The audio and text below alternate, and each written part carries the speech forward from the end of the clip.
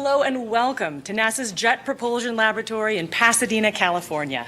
My name is Stephanie L. Smith. I'm part of the social media team here at JPL, and it's my pleasure to welcome you to the Cassini NASA Social, a series of conversations with scientists and engineers behind NASA's flagship mission to Saturn.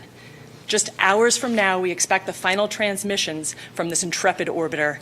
But before that, we've got conversations to have, and we've got a short video to roll for you. This will show you more of what's in store.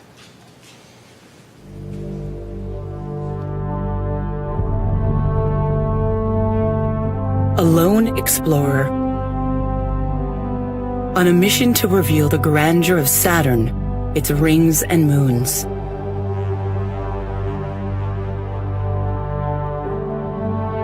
After 20 years in space, NASA's Cassini spacecraft is running out of fuel.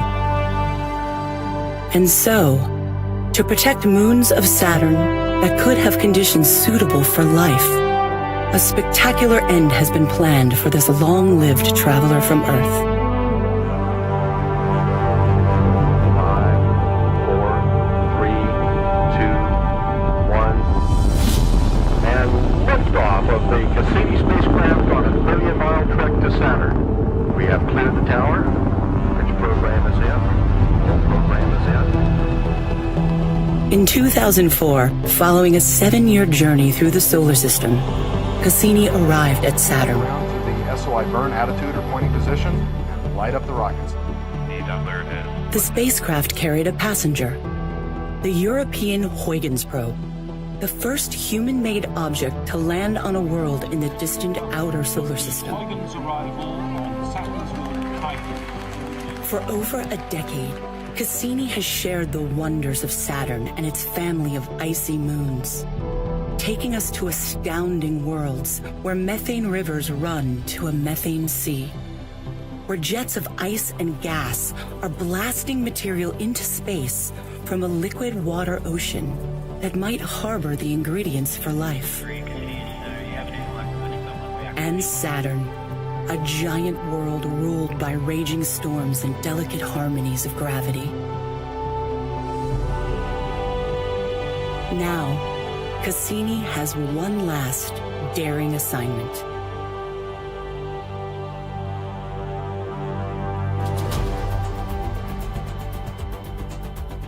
Cassini's grand finale is a brand new adventure.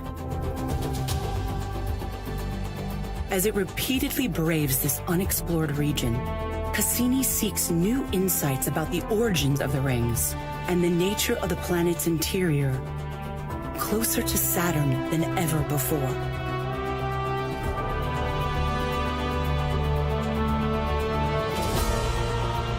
On the final orbit, Cassini will plunge into Saturn, fighting to keep its antenna pointed at Earth as it transmits its farewell. In the skies of Saturn, the journey ends, as Cassini becomes part of the planet itself.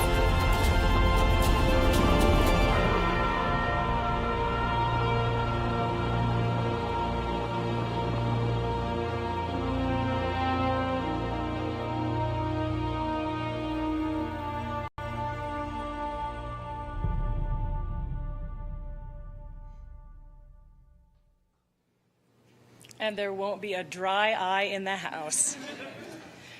So to give us a sense of how Cassini fits into NASA's exploration of the solar system, we have a very special guest all the way from Washington, D.C. So please welcome to the House Dr. Thomas Zurbuchen, Associate Administrator for the Science Mission Directorate at NASA headquarters. All right, Dr. Thomas Z.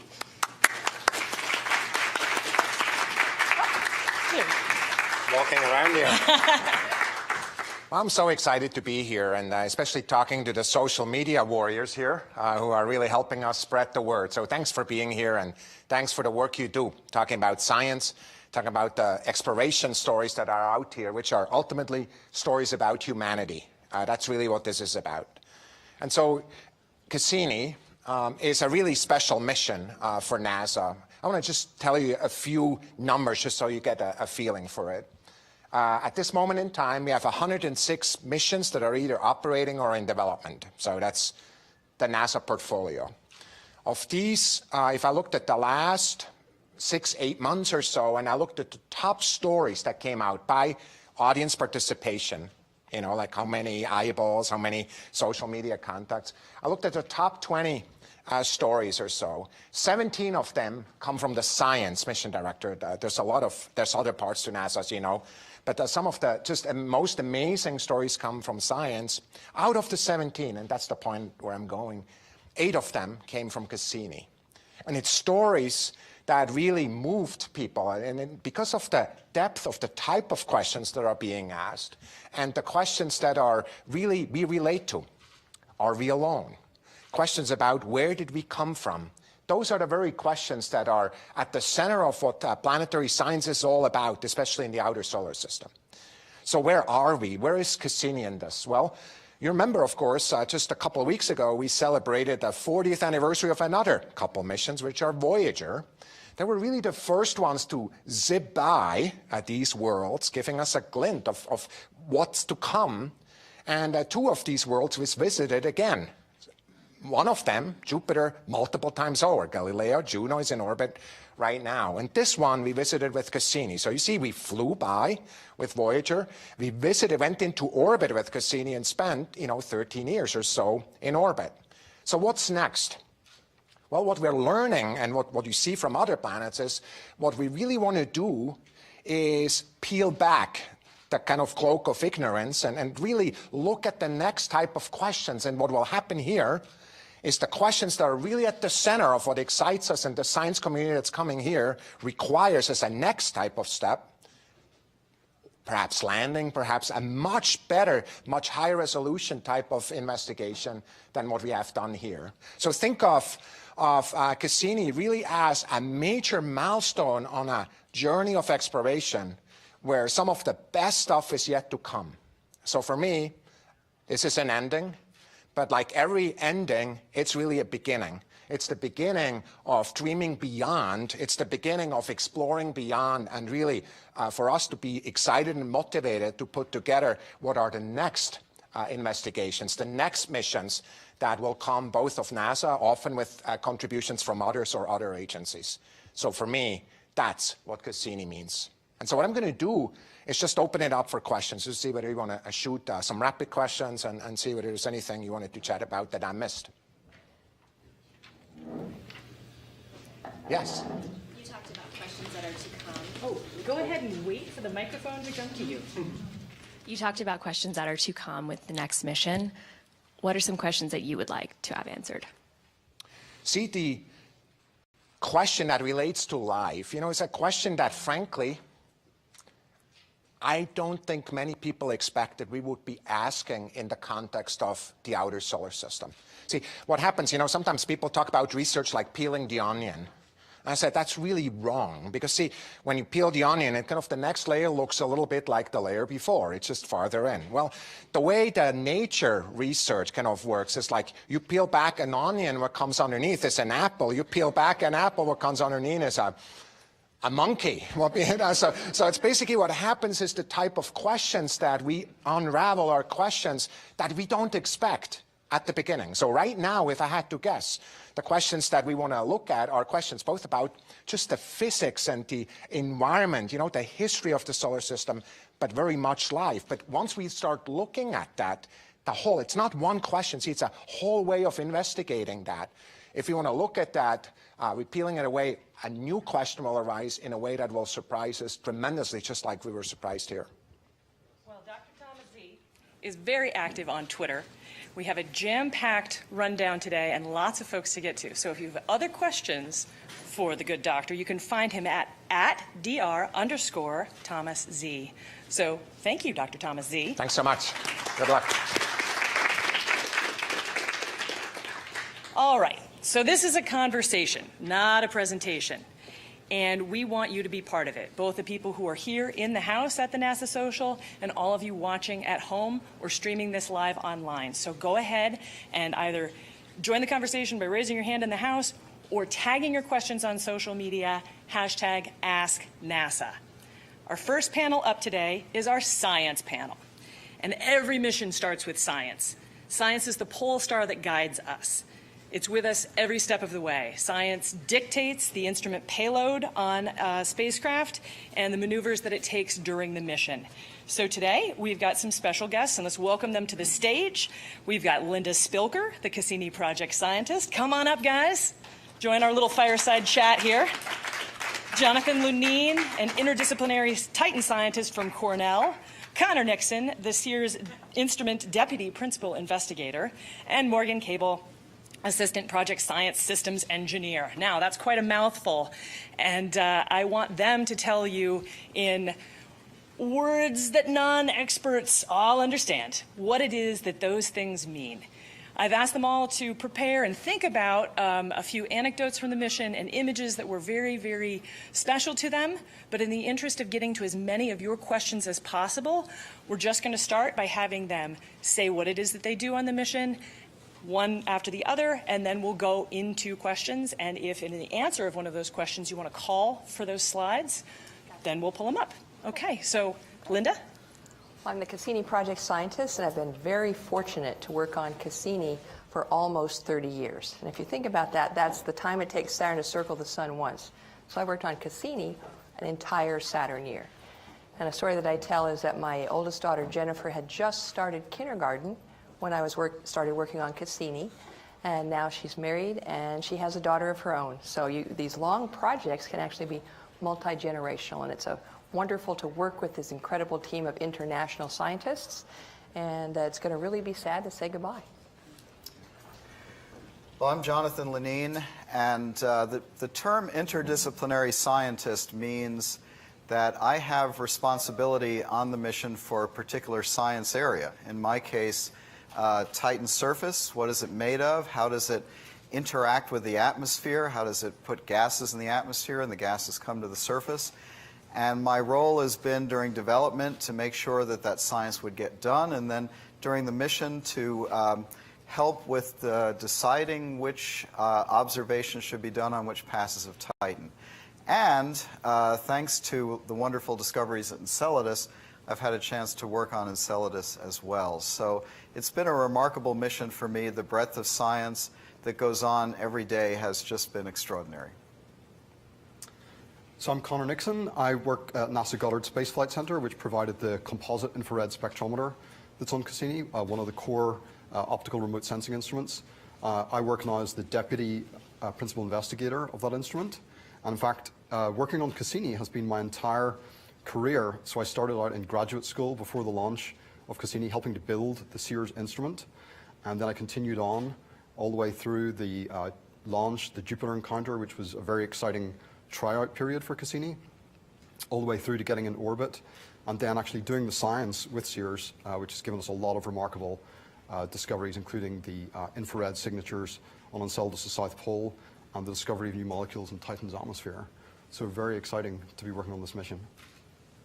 Hi, I'm Morgan Cable, and I haven't been working on Cassini's for 30 years, but a relatively recent addition. But I think that's one of the wonderful things about Cassini is that we're able to bring in people closer to the beginning of our careers, and we can be mentored by some of these amazing scientists and engineers.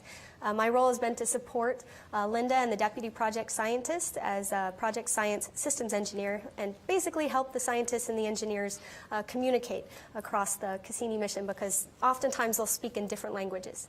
But it's been so much fun learning and watching this amazing mission grow, and I can't wait to see what's next. This is just one chapter of Cassini. This is a start of a new chapter, and I'm excited to see what new discoveries we'll find with the data analysis to come. Fantastic. Okay, with that, let's start the conversation. Do we have questions for our science panel? Just wait for the microphone to come to you.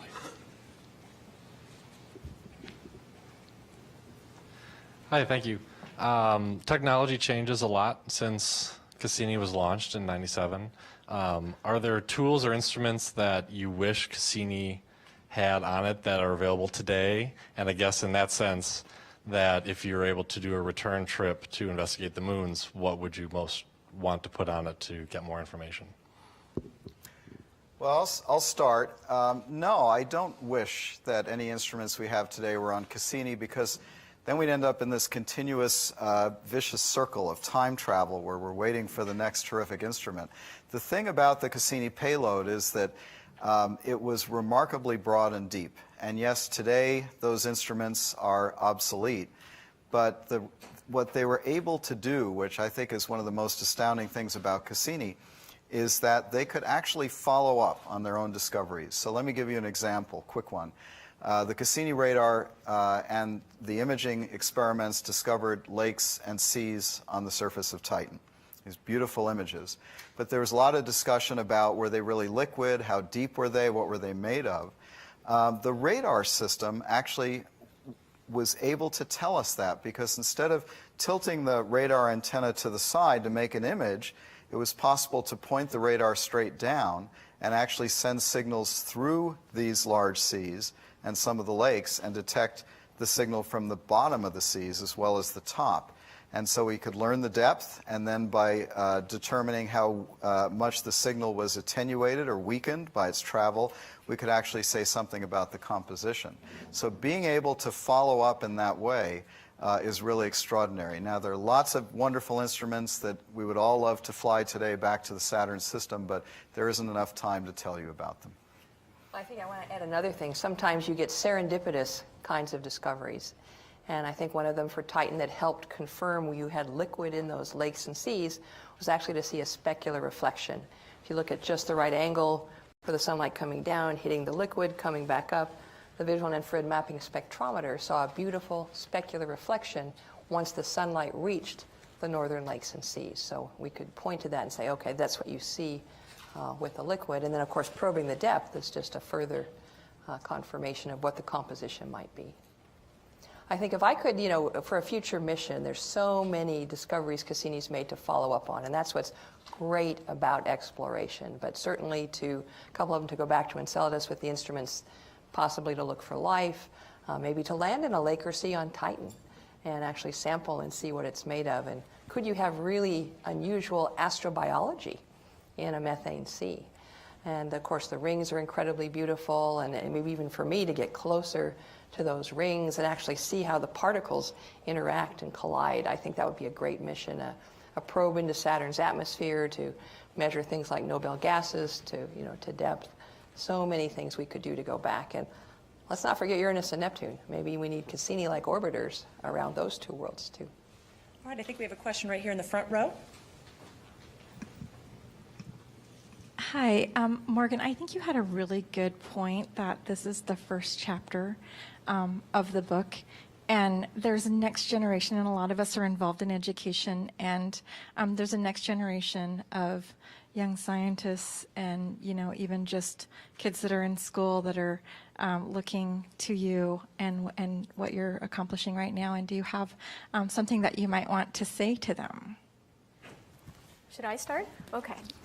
Well, I think the most fun thing about working in planetary science is that there is no single path to get there. I've had some students or some kids come to me and say, okay, what should I study to come and work at NASA one day? And my answer is follow your passion, whatever that happens to be. It could be biology, it could be chemistry, geology, it could be engineering. Any of those paths is the correct path. So as long as you love what you're doing, and it happens to have something to do with space, you'll probably end up finding your way here. So that would be my advice, is pursue your passion, and then no matter whatever you end up doing, you'll be happy. I'd just like to add to that by saying that I think that planetary science is one of the most remarkable fields to be involved in, because really it's got a place for everyone. It's got a place for chemists, biologists, physicists, unlike other areas of astronomy where you're studying stars and galaxies, and it really just takes a lot of physics. But in planetary science, there's everything there. There's geology. As we've discovered on Titan, there's a place for people who are oceanographers, which we would have never anticipated outside of the Earth. So you can really study almost any field and then wind up studying our own solar system, and I think that's great. I would add one of the things that I told my daughters, and because I heard this from my mom as well, don't be afraid to take lots of math and science and classes that might be a little bit harder. Keep those doors open. You know, give yourself as much breadth and opportunity, because you may change your mind along the way when you go to college. And both my daughters did that. They started out one direction and went a different direction. So keep your doors open. You know, that would be my advice. We have another question here in the front row. This is a bit of a career-centric question, so I apologize in advance. As a concept designer in science fiction, has science fiction inspired or informed potential usable ideas for you? Ever? That's a good question. I love to read science fiction, yeah. Well, that's a great question. I can't think of an instance where I think science fiction has inspired a lot of us to go into this field. And it's always, it's like two sides of a coin, where we have the science that we love, and then on the other side we get entertained by the science fiction. I certainly think that science fiction has taken its inspiration from some of the discoveries that come out of science around the solar system, the Europa report and these sorts of things.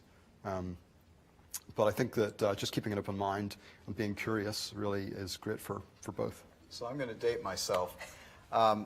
One of my inspirations was The Other Side of the Sky by Arthur C. Clarke, which was yes, I know, his eyebrows went up. He wrote it a few years before I actually read it.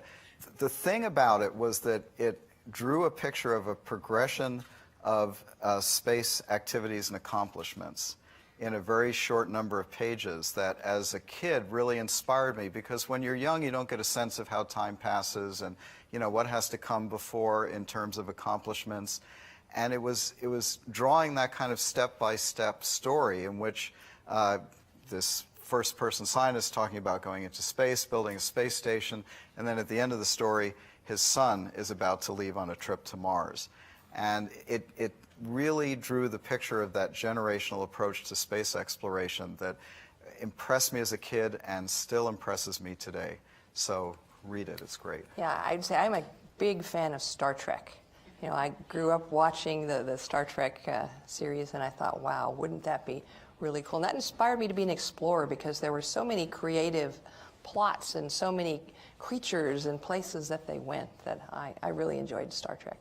Yeah, the creativity in science, I think, is a critical element that people who maybe aren't going to study to be scientists tend not to realize. That this is something, when we're talking about the potential for life in a methane or ethane lake on Titan, what that might look like. Or now we're discovering so many exoplanets that, I mean, the properties there could, pretty much anything that you can imagine that still fits within the laws of physics probably exists out there in the universe somewhere.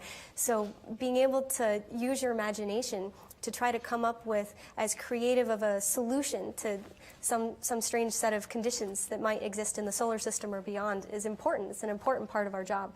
When we're asking a question, we want to make sure that we're designing the best experiment to find the answer, and the answer may be really different from what we might expect.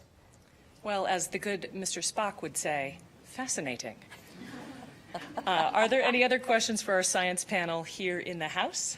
All right, I think we've got time for one more. And then Kendra, how are we doing on Ask NASA questions online? Ooh, okay. All right, we'll do one quick one and then one from social.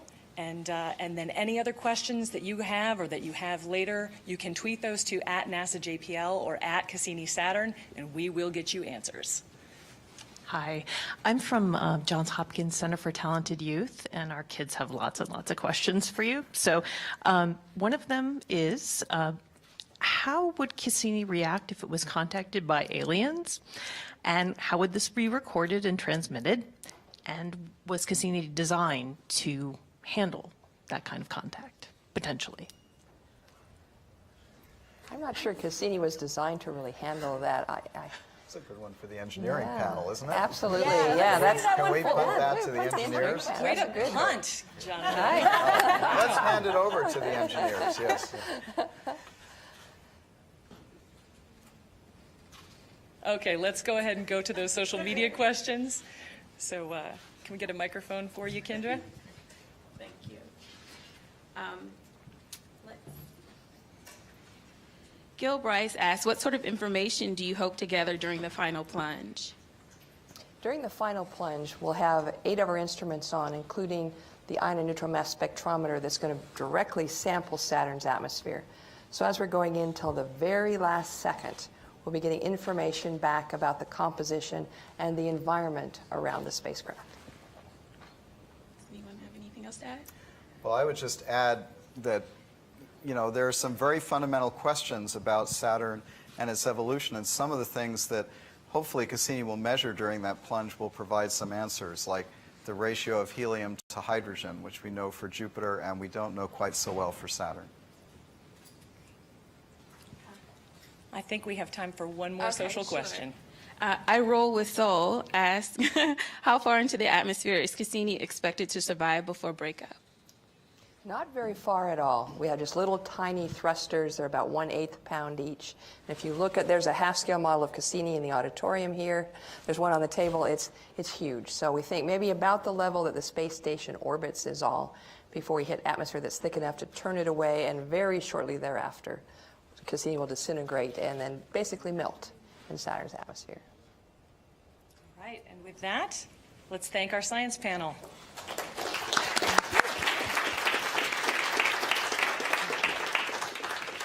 Okay, you may be wondering what the heck is up with this monitor that's to my side, or what this gentleman is doing here. You're about to find out. Okay, so 83 minutes one-way light time separates us on Earth from Cassini at Saturn, and there is no chase plane. So you might be wondering, how can I see where is the spacecraft in relationship to the planet, and what is it doing right now? There's a solution for that, and it is called Eyes on the Solar System.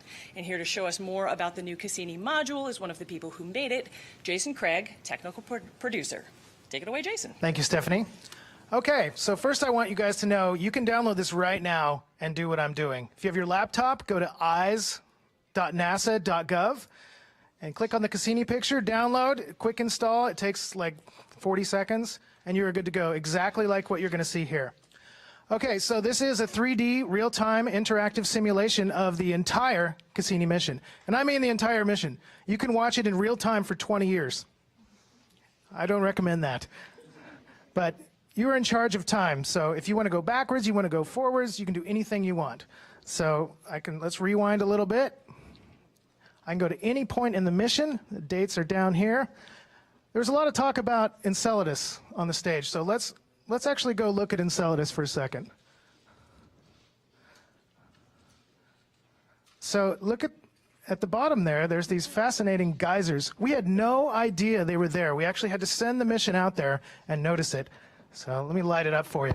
So it's just such an incredible thing. It's just so exciting to be part of this. You can look at every single pass. I'm going to show you the Cassini car wash right now. So we actually sent Cassini through here on one of our flybys. So if you're really serious about learning about Cassini, we have every flyby represented here, including 127 Titan flybys, so have at it. I'm going to go to Enceladus, and let's go down to this one, E21, 10/28, 2015. We decided to fly right through them. Go ahead and turn on the ion and neutral mass spectrometer, which you just heard about, angled so that it's right in the plume. Want to confirm without any doubt whatsoever that this plume is made of water. So we're going to the timeline. You can see the timeline expanding, and here we are back on October 28th, 2015, where we're going to kind of shoot the plumes right here. So it's going to go right on through. So this is actually spectacular, and most people want to know, was there a risk? Was there any kind of risk whatsoever? So yes, there was a risk analysis, and it was determined that it was sufficiently small that we should go ahead and do this. And the INEMS instrument is on the corner of Cassini, and it's angled right into this stuff. So it went right through, sniffed it, tasted it, and confirmed that it was in fact water. So there is a subsurface ocean at Enceladus, and it is full of water. So you quickly want to see where Cassini is now, just right here. This is a live simulation shot. You've got the distance to Saturn here, countdown to the end of mission, and the speed. It's 17,000 miles an hour. Oh gosh, I should put this on kilometers. We don't want to cater exclusively to the American audience. So, all right, now we're in kilometers. That's better. So this is where it is now, and let's speed up time. Spoiler alert. This is 30 minutes per second. All of these rotations are accurate. You can see what Cassini does all the way in. Let's speed that up a little more. How much time do I have? All right. Okay, so here we go. Spoiler, this is what's going to happen. Now I got to slow down because spacecraft get faster as they approach And you can see the speed going way up. And this is the signal. That is the speed of light signal back to Earth, a data dump. And it takes 83 minutes to get there. So we don't really know for 83 minutes. So pointing at Earth out that way, let me show you kind of a cool perspective of this from above. So there's the final transmission right here. I want to show you just how slow the speed of light is. It's ridiculously slow, so relatively speaking. So let's pull out from let's pull right on out from Saturn. So there we are. This is real-time speed of light, and it just crossed the outer moon Iapetus. Just think about this. This is the speed of light. Now I'll show you really how slow it is. Let's go above the solar system. You can't even see the signal. That's how slow. The speed of light is going in real time right here. You can't even see it yet. So I actually have to speed up here. This is 5 minutes per second. So this TS is transmission start. Each number means that's how many minutes you have left of transmission. And now let me go back to real rate. So there we are, speed of light. It just crossed Jupiter's orbit, and it's still very far from Earth. And this is moving. This is the speed of light in real time. So it's kind of cool to see this. So 3.5-hour transmission at the end. We get it 83 minutes later. And you can watch all of this in here, along with all kinds of cool things, like the seasons of Saturn. You've probably never seen this before. This is a very, very sped up 15-year back and forth cycle of the shadows on Saturn. The ring shadows. The rings cast shadows onto the planet itself. They're gorgeous.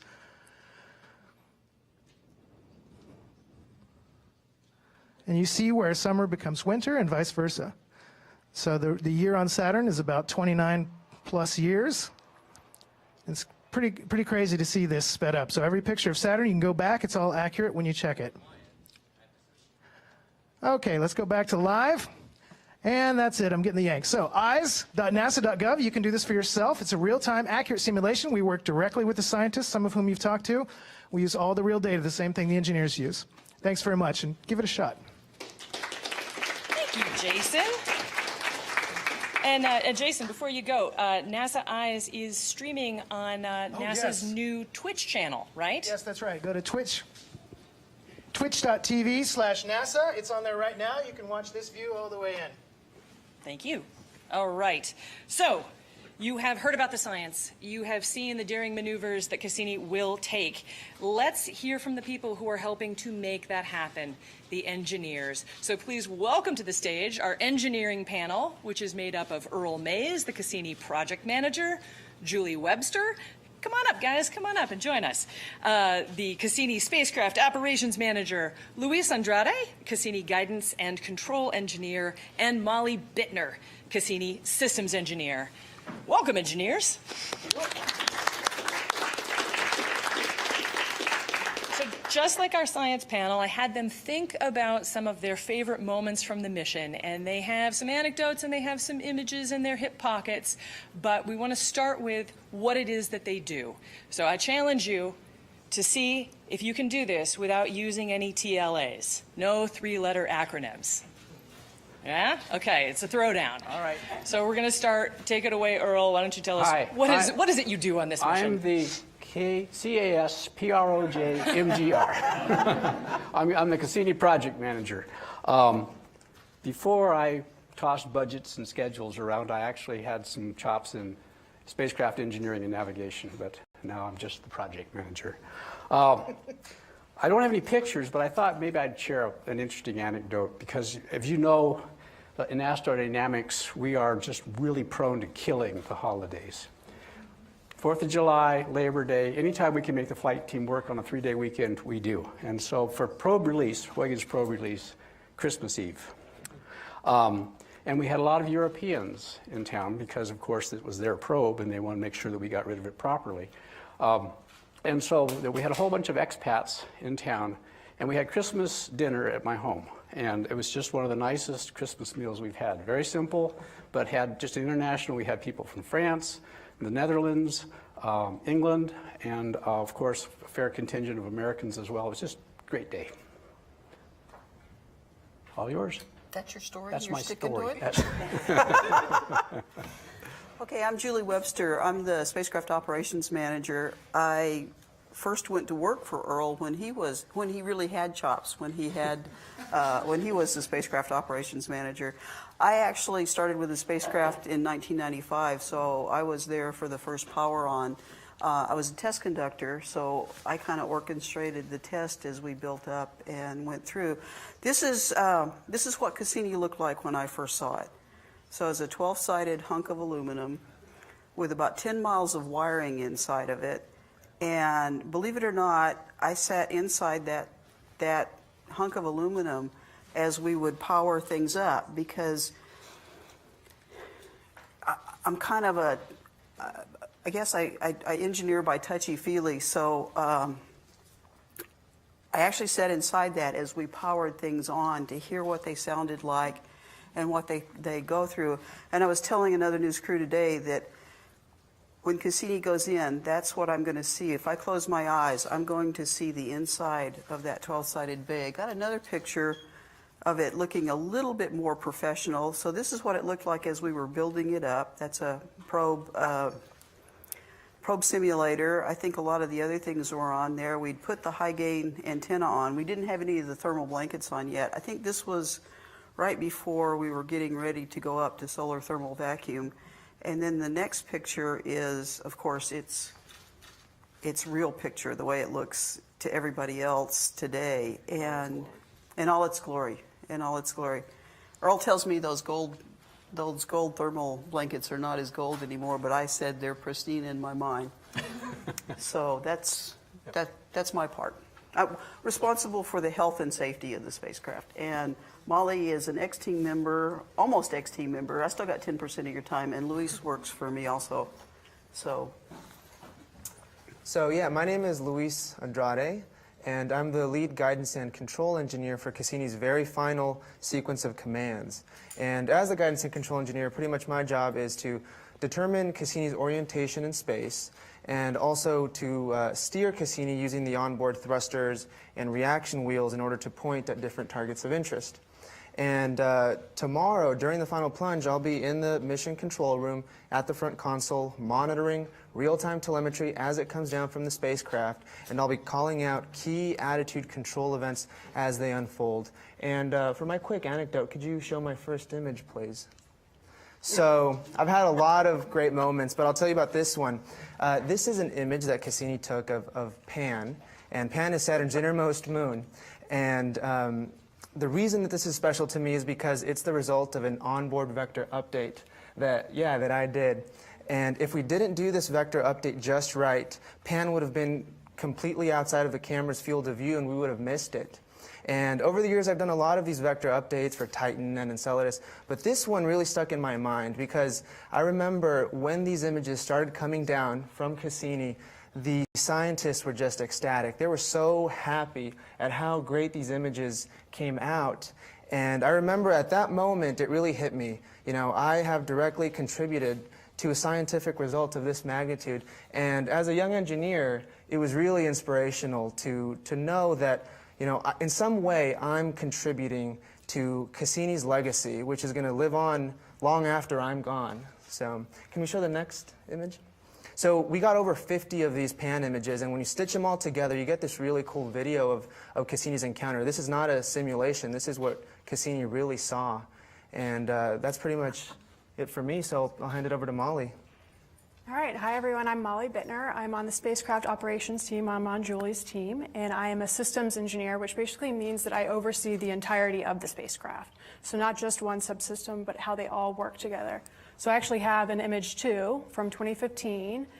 So this is Enceladus's plumes that a lot of the science team has talked about. But to me, this picture represents sort of the spacecraft as an orchestra, right? So that's how I view the spacecraft, all the pieces working together to get us this beautiful goal that we have. So this was in 2015 in one of the sequences that I was lead on.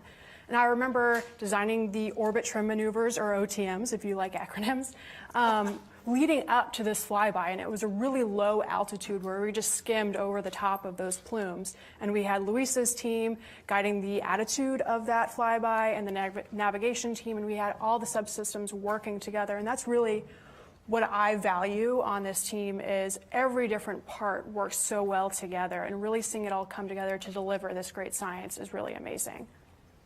All right, with that, we're going to go ahead and open it up for questions. Who's got some engineering questions? Vance, right here. We've had this question passed off. They said we should ask the engineers, not the aliens one. I'll leave that to you. What will happen to the spacecraft as it enters the top layers of atmosphere? What changes do you predict will happen? In terms of the spacecraft, well, the thrusters, the little thrusters, the little quarter-pound thrusters that are at each corner, they were quarter-pound to start out with. They're about 1/8 pound now because of the pressurization. They'll start fighting the atmosphere. And Luis is going to call those steps out. As we start to fight the atmosphere, we up the data rate to 1 per second so that we could get the thrusters as fast as we could. And eventually that's going to be overcome. And we'll lose the ability to point the spacecraft because it has to be pointed. These guys convinced me that they wanted to go to half milliradian. We usually bang control at 2 milliradians, but they said they could hold on to it for 1 second longer if we stayed at the half milliradian. You know, a milliradian is 1/17 of a degree. So we're pointing within 0.01 degrees, and as soon as we lose the ability to do that, it will go off, and then it'll start basically disintegrating, melting.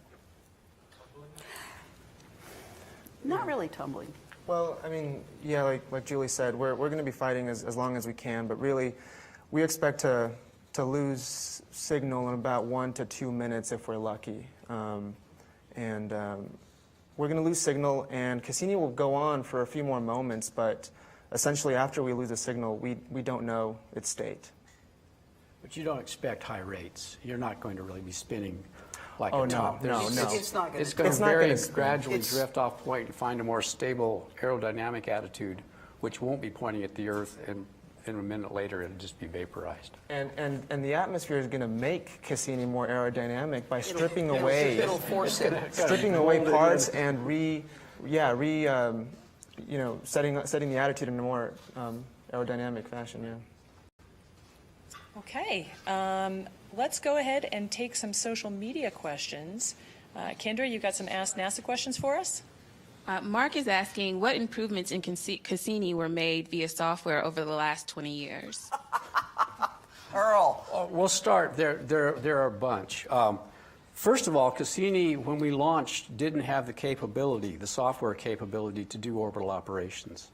We had the basic structure, and we knew all the hardware worked, but all the control laws and everything, all of the algorithms to actually say, there's Enceladus, turn and point and shoot with the reaction wheels weren't on board. Those were all developed during cruise. We couldn't dual record. Right. We could not dual record. We knew that we had 2 recorders. We knew that all the strapping and wiring would work, but the software and smarts to do that was not there. So there was the whole baseline set of software and development that we did during the cruise. But then on top of that, the flight team took their own experiences and did some augmentations to the software in order to adapt to some of the changes and idiosyncrasies we saw in the spacecraft. I'll let you speak to those. Well, the ATLO team and the design team actually punted to Earl's group. They said, oh, you got 7 years in cruise, you're not doing anything. You might as well rewrite flight software while you're going out there, which was a surprise to the scientists who thought we were going to do science going to Venus. So we had 3 demarcations. We had 3 main areas that we wanted to upload. So we uploaded in 2000, we uploaded in 2003, and then, as Earl said, we made some corrections in 2007. We made some major corrections to fight off a couple of the things that the solid-state power switches would occasionally trip off. They had a flip-flop circuit in there that would occasionally trip off, and it wasn't dangerous to the spacecraft, but it was annoying and it cost science, so we would stop that. Attitude control continued because they had to continue to write star fields and Cassini vectors and Saturn to Sun vector. Yeah. So what do you do with that? So there were 3 main revisions that were designed pre-launch. I mean, we knew that. And then there were probably 5 or 6 iterations along the way. The last time we did a full flight software was really 2010. But the one you've missed, I think maybe the most telling, was that we realized the spacecraft, when it safes, when it gets into trouble, and it's called safing, turns off all unnecessary loads, points to the Earth, says I'm in trouble, and calls home. Well, the spacecraft was wired to do that at 5 bits per second. At a 10,000-bit transfer frame, you can imagine how long it takes us to get 1 frame of telemetry back, much less the number of frames we need to diagnose the problem. So these guys figured out pretty quickly that only in the most dramatic of safing situations do we not know where the Earth is. And so for all of those cases, they rewired fault protection so that we would use the high-gain antenna at a very high data rate to bring the diagnostic signals back, and it saved us. It really did. That 5 bits per second is just an agony. You can't imagine how slow that is. And so they rewired it so that unless attitude control was completely lost, we were in a manageable state. And I think that was one of the biggest changes. It was. We knew very, very quickly that we just weren't going to lock up on the 5 bits. Even 10 bits at Jupiter, that's really hard to do. And, so there were a couple questions from the media yesterday about why don't you go to your low gain and get a longer signal. And that's exactly right. You hold the higher signal and you can get science data. You're getting science data to the last second. So you could stay with the low gain signal for 15 more seconds, but it takes 30 seconds for the spacecraft to reconfigure to the low gain. So you're losing all that science while you're reconfiguring to hold a maybe signal going out. It was, and we've saved twice since we built that in 2003, and both times it worked like a charm. It was the greatest thing I've ever seen when the spacecraft went off sun point, back to Earth point, and started dumping down 2,000 bits per second, and we were able to diagnose the problems very quickly. Right, more questions here in the House? Yes, we have a very important go back, courtesy Jonathan Lunine from the science panel. Yeah, so did you hear my question earlier? No. But we were warned. We were warned. Oh, you were warned? I'm so sorry. We have a good answer, There's a 5-letter word. Well, the kids are interested in alien life. They want to know, So was Cassini sort of built with that possibility in mind? I'd say no. No? No, it really wasn't. I mean, Cassini was built to investigate the entire electromagnetic spectrum. It was built to do geology. It was built to do chemistry. But it really wasn't about life. It was about maybe perhaps the basis for life, in a sense, what we've seen at Enceladus. But as a life finder or something that could discern, I mean, I'm not an astrobiologist, but even asking that question, trying to find something that could give you a definitive answer is extremely difficult. And Cassini was more to just do a whole survey of the system. So say that's a long no. Great, thank you. Okay. And we didn't carry a golden record for the Star Trek team to pick up either. We do have a DVD, though. We do have a DVD. Yeah, I think we've got one more question here in the front row in the House. It's more of a comment than a question. In Hollywood, it's offensive to name drop, but I'm going to do it right now. I've been very fortunate to work with some big name directors, James Cameron, J.J. Abrams, Steven Spielberg. That's the name dropping part, and I apologize.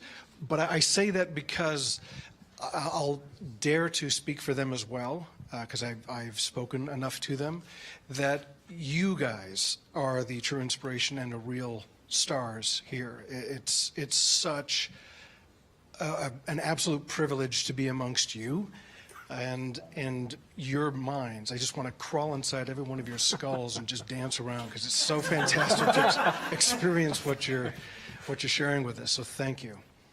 Well, Molly, you and Luis should tell what inspired you. I kind of was looking for a job when I found this one. Sorry, really quick before to answer your comment there. Actually, last week I was at Long Beach Comic Con, and I did a talk there, and it's a sci-fi convention, and those people were great. They love science fiction, and they loved hearing about real science, space missions like Cassini, and they go very well hand in hand, so, yeah. Yeah, I'm with that. I grew up watching Star Wars, of course, and playing with Legos and playing with all the alien-themed Legos, so there's my alien pun for you. But I just love space in general, you know, so anything that's space-themed, I'm a huge gamer in my spare time, and so anything that has space involved, I love. And then I get to come to work and inspire people. And the past couple of days of talking to the media has just been such a privilege, right? So usually I'm working with all these great team members, and it's amazing, but to be able to be inspired by you guys, too, because sometimes we get wrapped up in our everyday office, you know, normal work that we do, but having you guys come here and say that you're inspired by us, that really helps us go forward. One of the best things that ever happened to me was on a different spacecraft. We'd had a lot of problems on an earlier mission that I worked, a lot of problems, and we were all stressed out. We were working 12 on, 12 off. I didn't like them, they didn't like me. And, you know, we were all just, go away, I need sleep. And the project manager at the time wrote us a letter thanking us for saving the mission, and that what we did was a miracle to the average person on the street. And I have never forgotten that, never. And gone back to, oh yeah, and I like these people too, once I got a few hours sleep. Yeah, just to comment again, we had an open house here a few years ago that was overwhelmingly crowded, overwhelmingly hot. People were parking on the freeways and traipsing across the Arroyo to come on, and just reminded us again of how blessed and lucky we are. I mean, I'm walking down the road and it's hot and and I hear from the back of some of you say, what's it like having the best job in the world? You know, oh boy, he's right. I do. It's really cool. And so thank you. So we're very lucky. And with that, let's thank our engineering panel.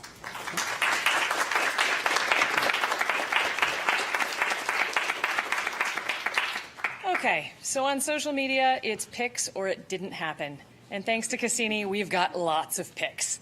This spacecraft has taken nearly 500,000 of them. And here to tell us more about the awesome images, the last images that we're expecting to be coming down just hours from now from the spacecraft, we've got one of the people who put together the sequence that will take those photos. So as our engineers leave the stage, we're going to welcome to it Mike Evans, ISS team associate from Cornell University. So come on up, Mike. Right, thank you. Well, as I've been introduced, I don't have to say who I am and what I do. I suppose I should just quickly say, you know, what I do on Cassini. I led one of the teams that actually allocated time to actually do the science.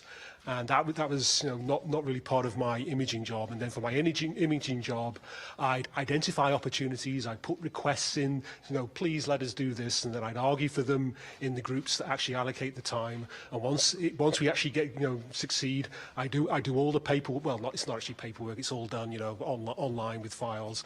But I make sure that all the I's are crossed, or all the I's are dotted, all the T's are crossed, and then I actually help build the pointing design, which is where to point the spacecraft when, and in many cases I actually will build the camera commands, you know, open the shutter at this time, keep it open for 37 milliseconds, use this filter, use that filter, and then in many cases when the data comes down, I actually am able to, I'm involved in the analysis of the actual imaging data. And actually, if you could bring up my first slide. Absolutely.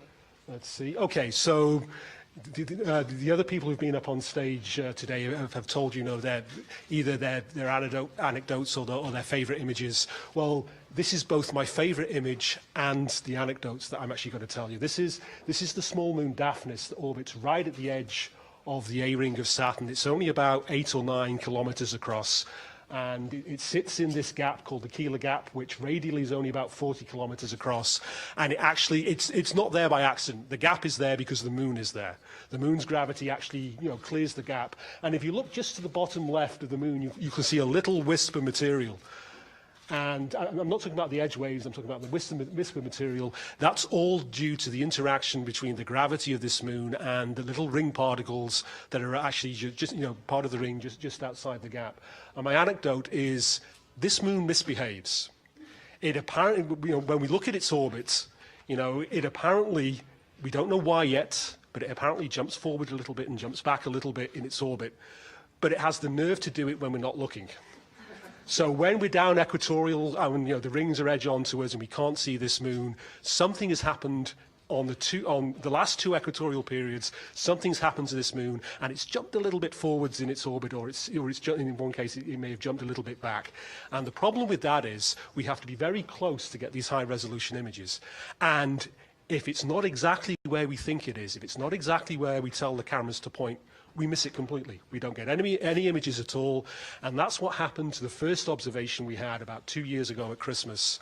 We missed this completely because the moon had actually jumped, and we were pointing where we thought it was, not where it actually was. So when this happened back in January of this year, we knew, well, it's a danger. So let's hedge our bets. Instead of just pointing where we think it's going to be, let's, at least for these closest approach images, let's actually do a mosaic. Let's point, you know, one frame slightly ahead, one frame a little bit, you know, further ahead, where we think it is, one frame behind, and one frame a little further behind. And as it turns out, this image is from the very first frame. It's as far away, if it had been any further away from where we thought it was, we would have missed it completely. So we actually only have images from this one footprint. So we took, I think, it was somewhere between 50 and 60 images on the way in, as the resolution increased, but we only got it in 3, and all 3 images were pointed at exactly the same points. So even with all the care that we'd taken, we almost missed it. But the images that we did get were incredible. I mean, I tell people, you know, I look at this and I think it's some sort of Art Deco object. It's the hood of a car. It's, you know, it's something. It's clearly not the flying saucer shape that Pan has, that Luis was talking about earlier. And then if you could go on and show the next image. This is just an example of my bread and butter work. I mean, this is, you know, the edge of the A-ring. There's the F-ring, you know, the thin narrow strip, and 2 moons, the so-called shepherd moons either side of it, Prometheus inside, Pandora outside. And the sort of thing I do with this image is I do astrometry. So basically I figure out where all the stars are in the image, make little corrections so we know exactly where the camera was pointed. Because even though we tell the camera points in this direction, it never actually points exactly in that direction. It's usually somewhere between, it's usually about 20 arc seconds off. And those 20 arc seconds are something like 15 or 20 pixels, and that makes a big difference when you're trying to figure out orbits.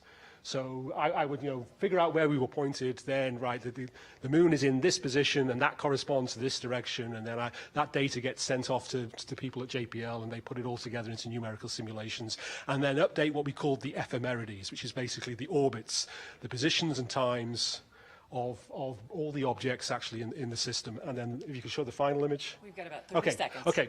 No more final image. So do you want to take questions? Okay, so because we are looking forward to those final images, we wanted to let you know where and when to look for them. We anticipate the data on the ground and on the web around 8 o'clock Pacific, 11 Eastern tonight. Just go to go.nasa.gov/CassiniRaw. Again, that's go.nasa.gov/CassiniRaw. And a big thank you to Mike. And thank you to all of you joining us here in the house and online. We hope that you'll be back with us as we broadcast live from Mission Control here at JPL as the final data are received from the spacecraft, the epic end of Cassini's grand finale. Get your coffee. We're going live at 4 a.m. Pacific, 7 a.m. Eastern, 11 o'clock UTC, so Europe gets a break. You can watch on NASA TV or nasa.gov/live. Thank you so much for being here today, and we'll see you online.